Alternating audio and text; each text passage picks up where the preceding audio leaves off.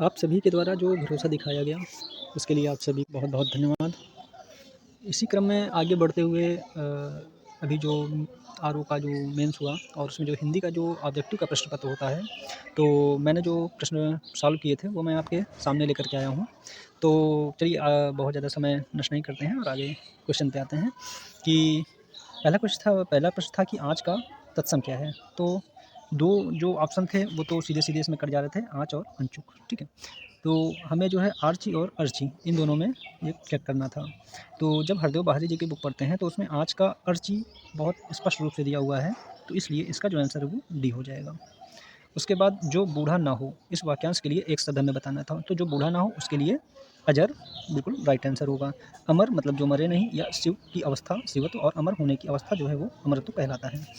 उसके बाद निम्नलिखित वाक्यांशों और उसके लिए दिए गए एक शब्द का सही युग्म का चयन करना था। तो जो वचन से परे हो तो उसे वचनातीत कहेंगे या अनिर्वचनीय कहेंगे। जो क्षमा पाने योग्य है तो उसे क्षम्य, तो ये दोनों तो सीधे गलत हो गए, ठीक है। फिर इंद्रियों को जीतने वाला जितेंद्रिय, जी बिल्कुल, ये बिल्कुल सही है। और जो बहुत बोलता हो उसको वाचाल कहेंगे, ना कि मितभाषी, तो इसलिए ये भी गलत हो जाएगा। तो इस तरह हमारा जो राइट आंसर है वो सी होगा।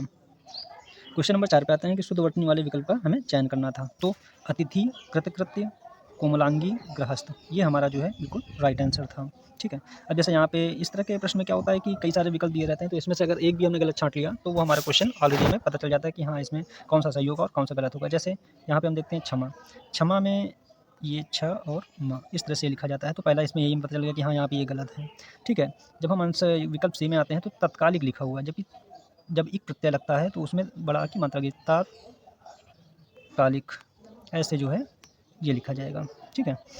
तो यहाँ पे ये भी, और ये आशीर्वाद, आशीर्वाद ऐसे नहीं लिखा जाता है, आशीर्वाद, ठीक है। तो ये हो गया, तो यहाँ पे हमें पता चल गया कि हाँ, ये भी गलत है और ये भी गलत है। आमिष, जजमान, छिटपुट, गरिष्ठ, ठीक है ना। तो जैसे हमने बोला गरिष्ठ, ठ निकल गया, तो यहाँ पे सीधे ऑलरेडी गरिष्ठ दिया हुआ है, तो ये तो गलत हो गया। उसके बाद यहाँ पे ये आमिष, तो आ मी और शा, ये ऐसे लिखा जाता है, ठीक है ना। तो यहाँ पे हमारा जो है पहला जो विकल्प है वो सही।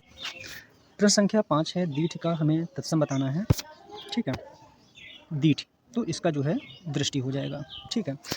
जब हम मुझे लग रहा है कि हरदेव बहारी जी की जितनी मतलब ये जो बुक है, लगभग प्रश्न जो है इससे ही इस बार जो है पूछे गए हैं। तो दीर्घ का जो है दृष्टि हो जाएगा। आँख का अच्छी होता है, ठीक है, आँख का अच्छी होता है। नाक का नक्र होता है, नासिका भी होता है, नक्र भी होता है, तो जो हरदेव बहारी जी की चूँकि मैंने बुक फॉलो की थी तो इसमें नक्र, कान का कर्ण हो जाएगा। तो जो हमारा राइट आंसर है वो दृष्टि होगा। वहाँ 4 लड़के बैठे थे, ठीक है, तो इसमें हमें विशेषण बताना है।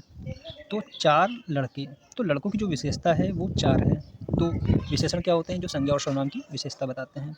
तो लड़का यहाँ पे विशेष्य है और 4 जो है यहाँ पे विशेषण हो जाएगा। तो जो हमारा राइट आंसर है वो 4 हो जाएगा।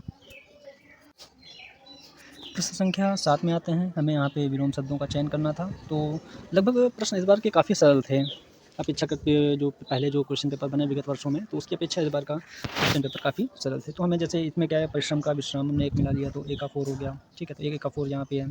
फिर निषिद्ध का विहित हो जाएगा, निषिद्ध का विहित हो गया, बी का थर्ड हो गया, तो A4 B थर्ड हो गया। तो इसमें से यही मिल रहा था, तो ये सही हो गया। उसके बाद जो है दरिद्र का धनी मिला सकते हैं, द्वेष का सद्भाव मिला सकते हैं। तो इस प्रकार हमारा डी आंसर सही हो गया। मेरी गाय सीधी है, क्वेश्चन नंबर 8।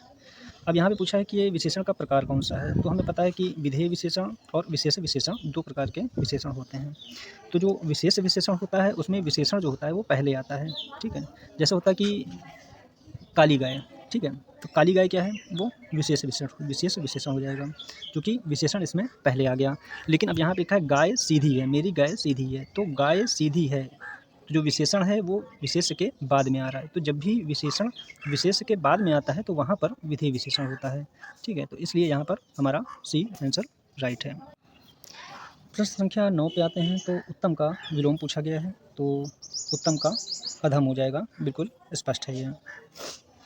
क्वेश्चन नंबर 10, इसमें भी विलोम शब्द पूछा है मिलाने के लिए, तो उपसर्ग का प्रत्यय हो जाएगा, ईश्वर का जीव हो जाएगा, ठीक है, इलोक का परलोक हो जाएगा, उदार का कृपण हो जाएगा। तो इस तरह से हमारा ए का 2, अब ये जैसे मिला लिया मैंने ए का 2, अब जहाँ पे कोई ए को 2 है ही नहीं, तो इसका मतलब कि यही राइट आंसर होगा। सबसे मज़ेदार क्वेश्चन जो लगा वो तो क्वेश्चन नंबर 11 था कि फेंक कर चलाया जाने वाला हथियार क्या होता है। तो मुझे लग रहा है कि जिन्होंने भी क्वेश्चन पेपर बनाया है उस समय बहुत ज़्यादा मजाक के मूड में थे, तो उन्होंने बेलन को भी डाल दिया कि भाई बेलन फेंक कर चलाया जाने वाला हथियार है।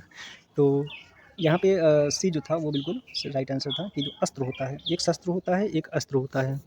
तो जो अस्त्र होता है वो फेंक करके चलाया जाता है, और जो अस्त्र होता है जो अस्त्र होता है वो फेंक करके चलाया जाता है, और जो शस्त्र होता है उसको हाथ में लेकर के लड़ा जाता है। तो जो तलवार है ये शस्त्र हो गया, तलवार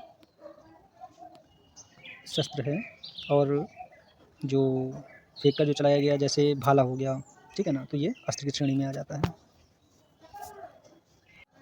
क्वेश्चन नंबर 12 है। क्वेश्चन नंबर 12 है, इसमें शुद्धवर्तनी का हमें चयन करना था। तो कालिदास, आप कोई भी बुक पढ़िए, बारंबार हर जगह यहाँ पर PYQ भी देखिए तो उसमें कई बार ये पूछा गया है। कालिदास बिल्कुल राइट आंसर है इसमें, और बाकी सारी अशुद्धियाँ जो ये हैं सारे अशुद्ध हैं। फिर क्वेश्चन नंबर 13 पे आते हैं कि शुद्धवर्तनी वाले शब्दों का हमें चयन करना था। तो इसमें क्या है, अब जैसे यहीं पर हमने देख लिया कि ये सार्वजनिक लिखा हुआ है जबकि ये सार्वजनिक होता है, ठीक है। स्वास्थ्य, स्वास्थ्य जैसा कोई शब्द नहीं होता है, या तो स्वस्थ होता है या तो स्वास्थ्य, लास्ट में जा लगता है।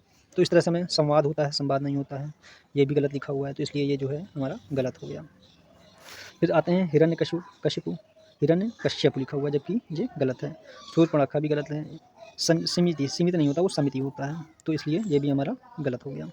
अब आते हैं यहाँ पे संग्रहित, जबकि ये गलत लिखा, संग्रहित होता है। श्रीयुत में ता में हलंत नहीं लगता है, और सौहार्द में ऐसे नहीं होता है, ठीक है, केवल ऐसे होता है ये, तो इसलिए ये भी हमारा गलत हो गया। तो इसलिए हमारा जो राइट आंसर था वो ये था कि हिरण्यकशिपु होता है, शूर्पणखा होता है, हितेच्छु होता है, और समिति होता है। प्रश्न संख्या 14 में आते हैं, इसमें भी शुद्धवर्तनी का चयन करना है हमें। तो पहला है लब्ध प्रतिष्ठित, पूजास्पद, धैर्यता। तो यहाँ पे लब्ध प्रतिष्ठित नहीं होता है, लब्ध प्रतिष्ठ होता है। तो यहाँ पर हमें पहला मिल गया कि भाई ये तो नहीं होगा, तो जब ये नहीं होगा तो इस पर कोई विचार ही नहीं करना है।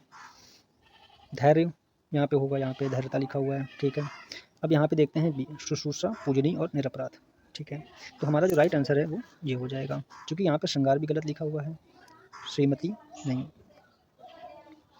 ये भी गलत लिखा हुआ है, ठीक है।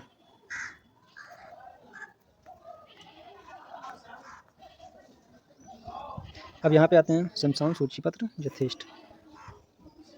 तो शमशान सूचीपत्र और यथेष्ट, यथेष्ट जो होता है ऐसे नहीं लिखा जाता है,